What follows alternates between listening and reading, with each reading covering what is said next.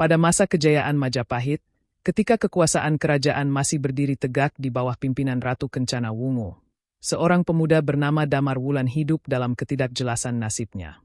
Tidak banyak yang tahu bahwa pemuda ini sebenarnya memiliki darah bangsawan. Ayahnya, Raden Ularan, dulu adalah seorang pejabat tinggi Majapahit, tetapi karena intrik politik dan perebutan kekuasaan, keluarganya jatuh miskin dan tersisih dari pusat pemerintahan. Sejak kecil, Damar Wulan dibesarkan dalam lingkungan sederhana. Ia tumbuh menjadi pemuda cerdas dengan wajah rupawan dan sifat yang tenang. Namun, hidupnya tak semudah bangsawan lainnya.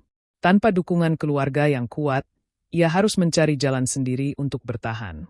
Datang ke Kepatihan Logender. Di sudut lain Majapahit, Patih Logender, seorang tokoh penting dalam pemerintahan, tengah mengatur strategi kerajaan. Ia adalah orang kepercayaan Ratu Kencana Wungu, mengelola banyak urusan penting, termasuk menjaga stabilitas istana.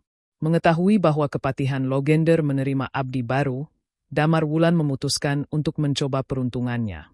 Dengan penuh keyakinan, ia datang ke Kepatihan dan menawarkan dirinya untuk bekerja. "Apa keahlianmu, anak muda?" tanya seorang pengawal di gerbang Kepatihan. Damar Wulan tak gentar.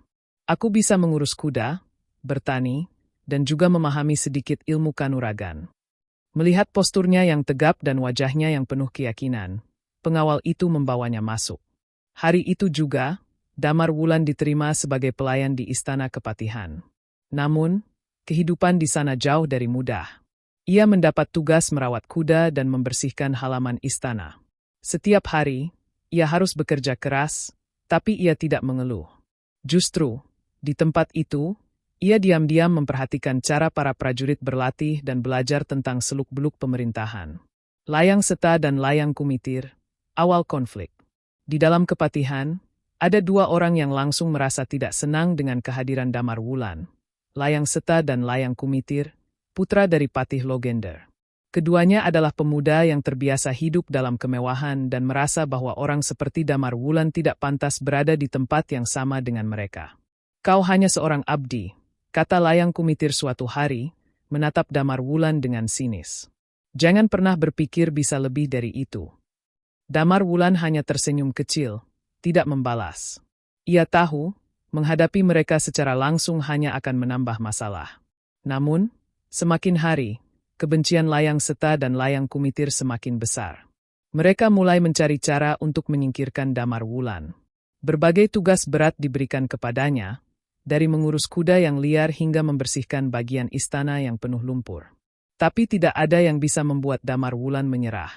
Di balik semua tekanan itu, ada satu orang yang diam-diam memperhatikannya, yaitu Anjasmara, putri dari Patih Logender. Berbeda dengan saudara-saudaranya, Anjasmara justru tertarik dengan ketenangan dan ketangguhan Damar Wulan. Namun, ia tahu, jika ketertarikannya diketahui oleh Layang Seta dan Layang Kumitir, pasti akan muncul masalah besar. Isyarat takdir. Malam itu, di bawah sinar rembulan, Damar Wulan duduk di tepi istana, mengamati langit. Ia tahu, hidupnya tidak akan selamanya seperti ini. Majapahit adalah tempat yang besar, penuh intrik, dan ia harus mencari jalannya sendiri. Ia belum tahu bahwa takdir telah menyiapkan sesuatu yang lebih besar untuknya, yaitu sebuah perjalanan yang akan mengubah hidupnya selamanya.